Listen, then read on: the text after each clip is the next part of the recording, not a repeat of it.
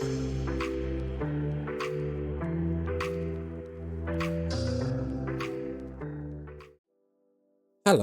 it's me, French Ted, and we are here for episode 48 of our LLW Local to Global series.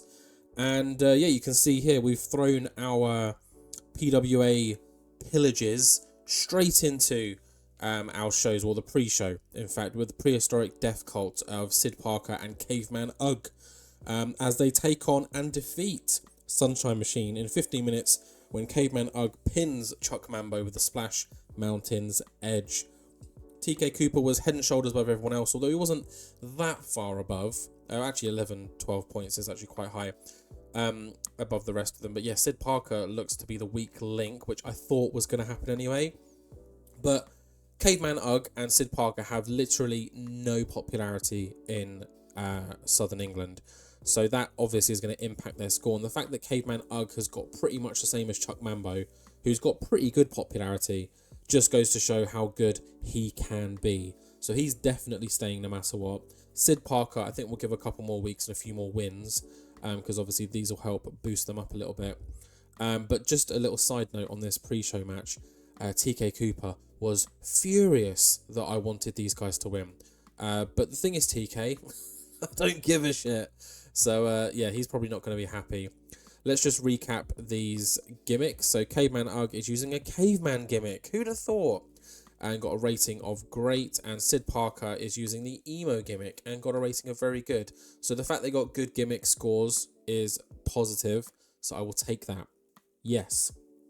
We are fresh off the back of our pay-per-view, where it's confirmed that Will Ospreay is our new #1 contender for Drew Galloway's King's Championship, and Ricky Knight Jr. wants a piece of Madoka Kakuta. And then, of course, New Blood are our new #1 contenders against their own faction team members, Bets and Phantasma. And we have a little bit of news about that coming up, and that's right now. William Regal has got 2 announcements for tonight. Well, technically 3, because we've got that PWA Heritage title, which I think I'm going to put another stipulation around. I don't know. I'm going to have a think. It's just going to sit there for now, but we'll think of something. But the 2 announcements are, 1, the opening match of tonight's show will be Bets and Phantasma defending their title against New Blood, as per Joe Anoa'i's and New Blood's request. They want to get this match done and dusted. And then also from Joe Anoa'i, he has requested to have some time later in the show just to talk and discuss a few things. So William Regal has given him that time. So later on tonight, in the main event, or the main event slot, will be Joe Anoa'i, as he vents a little bit about some frustrations that he's got. So you got those things to look forward to, among a few other random matches in between, and a debut from someone new. But yeah, let's get straight into it. As we've just said, the opening match is New Blood taking on the current champions, Chaz Betts and El Hijo del Fantasma, all 4 members of the Global Empire. So yeah, let's just dive straight into it. And in a match that had great wrestling and a decent reaction from the crowd, it's New Blood that get the win. New Blood defeat Chaz Betts and El Hijo del Fantasma in an awesome 26-minute match when Diamante makes Phantasma tap with the Diamante special. That means that New Bloods are once again our LLW Knights. Wow. And you can see here, Joe Anoa'i was ringside for this, and he does not look very happy. New Blood kind of take their belts, they celebrate kind of in silence, and then leave, walking past Joe Anoa'i, barely looking at him, as Chaz Betts and El Hijo del Fantasma are kind of arguing with each other in the middle of the ring. So yeah, new tag team champions, new LLW Knights in New Blood. And yeah, what's going to happen with the Anoa'i Empire? I feel like that's not how Anoa'i thought it was going to go, but we will have to wait and see if anything is said. Following on from this, though, we head backstage where Dan Maloney is approaching his 0121 boys, Dan Maloney, so Dave DeReese and Zilla Fatu, and just says, where were you guys at Tempest? Like, I thought you had my back. I thought we were the 0121. Like, how about you guys 01 do one if you're going to be like that? Haha, get it? And they're just like, hey man, you can fight your own battles. Like, it was a one-on-one, you know, we're not about using our numbers to our advantage. I'm sorry we didn't have your back, but didn't think you needed it. So there's a little bit of tension here, and Maloney's like, all right, fair point, high five. So yeah, little bit of tension, just a little bit, between Dan Maloney and Dave Reese, the original 0121, and Zilla, the latest 0121. After this, though, we head back in the ring, and Saraya Knight Jr., fresh off of challenging May Sarah for her London Siren title, has got herself a match against another semi-finalist who was on the other side of the bracket, Rio. So let's dive straight into this and see what happens. And yeah, 66, and a fairly decent match. Good wrestling and a decent reaction from the crowd. Saraya Knight gets the win with the rib breaker. Rib cracker, I can't read. Saraya with a 66 and Rio with a pretty impressive 67. Again, Joe Anoa'i at ringside. He did some good work, but he was a little bit distracted. You could tell that he's not in a happy mood tonight, but he seems to be bloody everywhere. So yeah, good win from Saraya, but really good performance from Rio. Gonna have to keep an eye on this gal as she probably climbs up the ranks within the women's division. Our women's division is really fun. Like, we've got a good handful, I'd say, of like 8 really good women's wrestlers. Some just outside of that 8 that are like young and are gonna get better, and then we've got the other ones. But the other ones are just as useful. Just throwing it out there. No one on this roster is useless except Chuck Mambo. But yeah, moving on is our debut. It is a debut from former WWE wrestler Akira Tozawa, and in a bout that had great wrestling and a decent reaction from the crowd, Akira Tozawa gets the win over Mark Andrews in 19 minutes with a deadlift German suplex. A very impressive outing here from Tozawa, who debuts his crazy gimmick. None of this stupid American Alpha crap. You know, he's not dancing or anything. He's just a wild Japanese man. And yeah, he comes out very serious. You know, he kind of wants to rebuild his character, his reputation, and does some really, really good, you know, technical mat wrestling, some high-flying shit, and gets the win over a former Prince of the Lariat League, Mark Andrews. Just recapping that gimmick, came across as very good, which is awesome to see. So yeah, welcome Akira Tozawa. Should be a really, really fun inclusion on the roster. After this, though, we head backstage where Joe, with his right-hand man, Madoka Kakuta, is confronting Ishin and Diamante, our new LLW Knights. And Anoa'i just says that wasn't part of the plan. We spoke about this. We were going to open with the show. It was going to be a fair match, but ultimately you were going to let Betts and Phantasma go over. What happened? And Diamante and Ishin kind of just shrug as they, you know, polish off their new belts, and Anoa'i kind of goes to like lunge at them, but then he's like, I've got more important things on my plate. I'll deal with you guys later.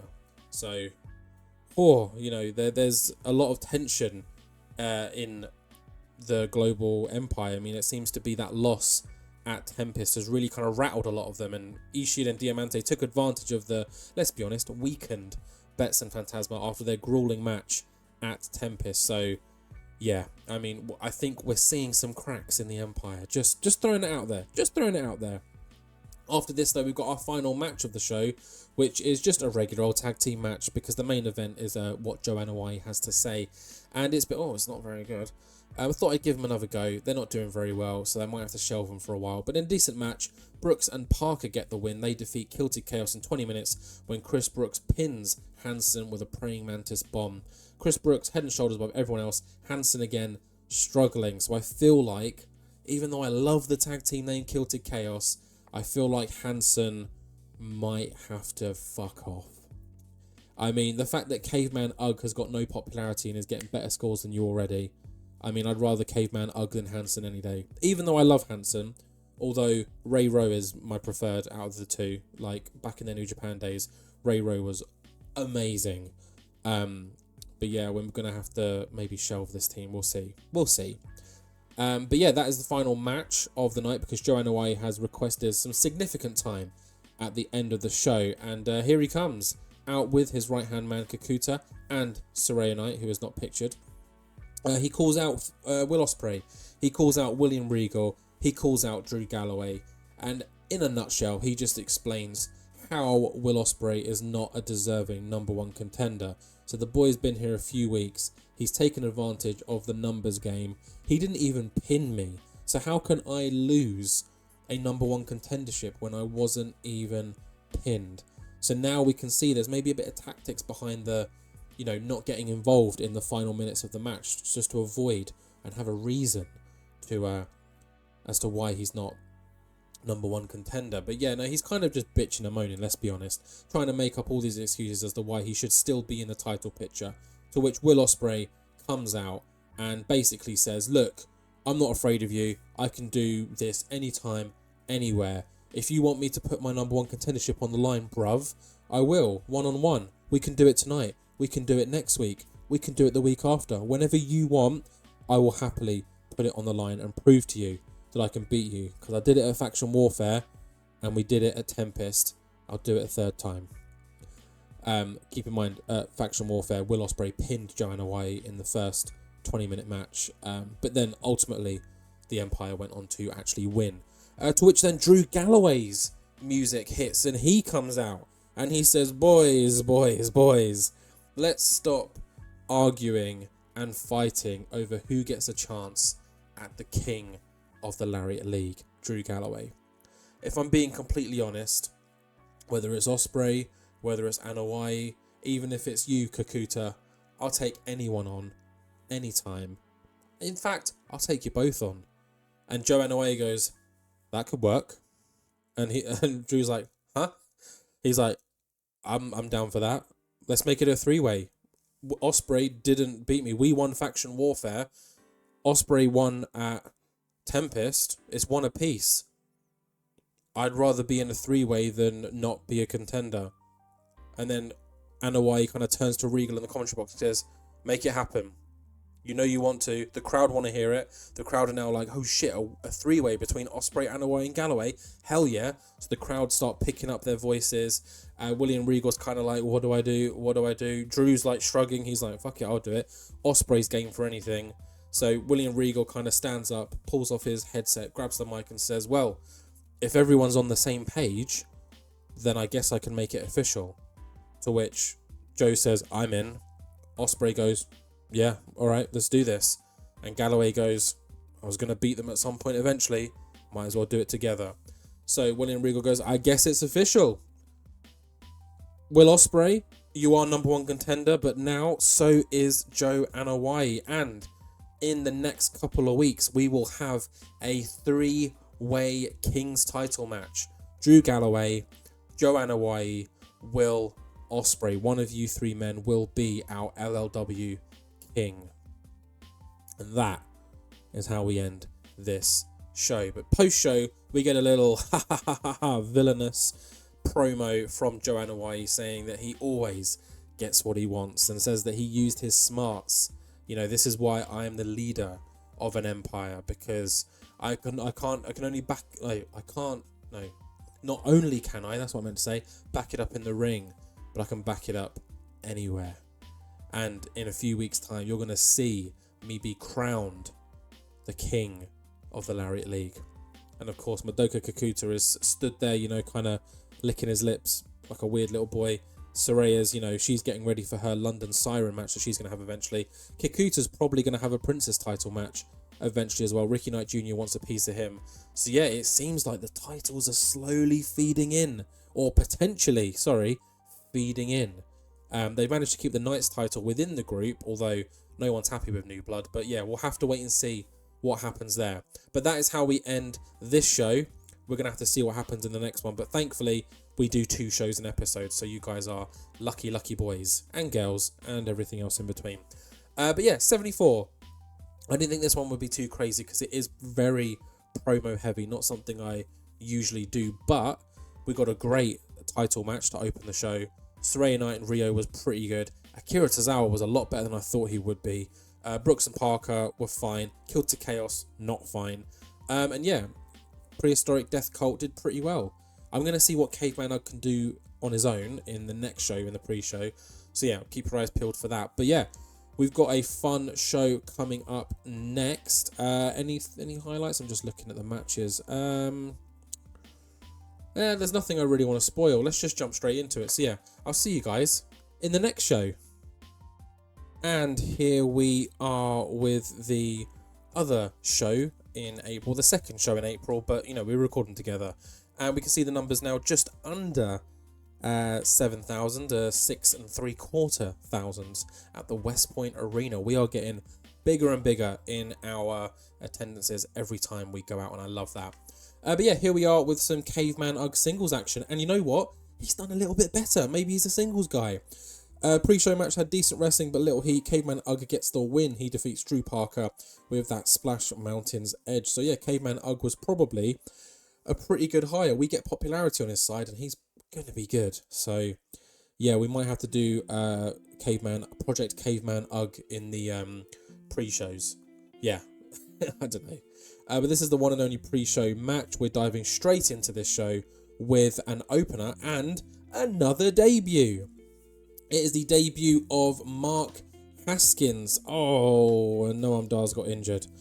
Well, either way, he pushes through and gets the win. So in About the Good has good wrestling and decent reaction from the crowd. Noam Dar defeats Mark Haskins in 21 minutes with the Champagne Super Knee Bar and pushes through with broken ribs. And with broken ribs, he still gets a 74. So well done, Noam. 62 from Mark Haskins, who debuted his Relentless gimmick. Losses hurt momentum more than usual, so whoops, already had one loss. And a 61. It would have been a lot better had he not got injured, I'm assuming. Yeah, disrupted by injury. Oh well, let's move on. Following on from this though, we have got a backstage segment where this was earlier in the night, Colby Corino is kind of arguing with Madoka Kakuta, saying you better back up and stay away from Ricky Knight Jr. He's mine, that princess title is mine, so you stay well away. And Madoka's kind of just laughing in Colby Corino's face, of which Joe has to intervene, just says, whoa, guys, stop arguing, stop bickering, this is the Empire, you all listen to me. Ricky Knight Jr. has challenged Kakuta, so Kakuta will silence him, Colby. It's got nothing to do with you at the end of the day. I know you've got your grievances with Ricky Knight Jr. You can deal with them on your own time, okay? And Colby's like, nah. I joined this Empire because you said that you can make me the Princess Champion. You said that you can help me defeat Ricky Knight Jr. And now you're letting your right-hand man take my place. That's not on. I'm not having that. Which Woody and Regal's kind of walking by with a bagel in hand, and he goes, what's going on here? And, he kind of gets briefly told about the beef from Colby, because Colby's a little bitch. And Regal goes, well, there's only one way to settle this dispute, I reckon. Ricky Knight Jr. doesn't make the matches. He can set a challenge, but I'm the one that makes the matches. So why don't we do this? Ricky wants a piece of Madoka. Colby wants a piece of Ricky. Madoka's happy to fight anyone. So in our main event tonight, we will have Madoka Kakuta take on Colby Corino. The winner will get to face Ricky Knight Jr. down the line. How does that sound? And Colby's like, fine with me. Madoka's like, okay. And Joe's like, more people in my empire fighting each other. Great. Okay, cool. Nice. So that match is set for tonight. It's Colby Corino and Madoka Kakuta. One-on-one. The winner will go on to face Ricky Knight Jr. Following on from this, though, we head back to the ring where Aisha Ray is taking on Kiera Hogan, and we've got another bloody injury. What is happening? Kiera Hogan gets the win. She defeats Aisha Ray in 20 minutes with the face, the music. Kiera has broken her wrist during this match. Aisha with a 66, Kiera with a 51, a 52 overall. Obviously, it stood out as being good because she didn't have a broken wrist. Yeah, disrupted by injury. Oh, and Kiera Hogan's upset. She was pissed off that she wasn't on the Tempest card. It's like, grow up, So I thought I'd put her on here, give her a win, and then she breaks her bloody wrist. So, yeah. Either way, cool. Let's just move on. Oh, did she break her wrist, Madison? Thank you. Great work. Following on from this, though, we head backstage, and Joe has discovered that Chaz Betts and El Hijo del Fantasma have fallen out, and they're refusing to team up with each other. The plan was to invoke their rematch clause against New Blood, win the belts back, or try to. But they're refusing to team up with each other. Chaz reckons he's better than El Hijo. El Hijo wants to be a single star. Anoa'i is trying to get them to talk, but it's not happening. And it's just becoming very, very frustrating for Joe Anoa'i. And he's confiding in his like upper council, Saray Knight Jr. and his right-hand man Madoka, and just says he's worried that the Empire is crumbling in front of him, which makes him believe that he needs that king's title sooner rather than later. He believes that when he becomes, or if he becomes, let's be honest, if he becomes the king's champion, it will help unite the Empire a little bit more. Oh, unite the Empire, United Empire, Will Ospreay, hooray, small world. So that is his plan. He wants that king's title. He thinks that that's going to solve all of the problems and the cracks that are starting to show in the Empire. After this, though, we've got a fun little exhibition match. Shun Skywalker's back, and he is taking on Michael Oku in an 82 in a bout that had great wrestling and a decent reaction from the crowd. It is Michael Oku that gets the win. We want to start getting some wins from Oku. I really like the kid. As he defeats Shun Skywalker in 20 minutes with the lowdown. Shun with an 83, it's Shun Skywalker, he's a baller, and Oku with a 63. Not as good, but he will get better, we hope. We can take a look, I'll take a look afterwards to see if he's got the regular style, because I really believe that that's a thing. Anyone with regular just is a little bit more shit, so we'll see. But yeah, after this though, Ashton Smith has cut a little promo just saying that he's not happy about the way that his match against Pac ended. Pac used underhanded tactics that, I'm not on board with. And I'm looking forward to accepting that challenge again soon and slapping the disrespect out of Pac. So, Ashton Smith not happy with the bastard Pac. I mean, he is a bastard after all. And it looks like he's going to try and get another opportunity at Pac's title. So we will have to wait and see if and when that happens. But this does take us to the main event.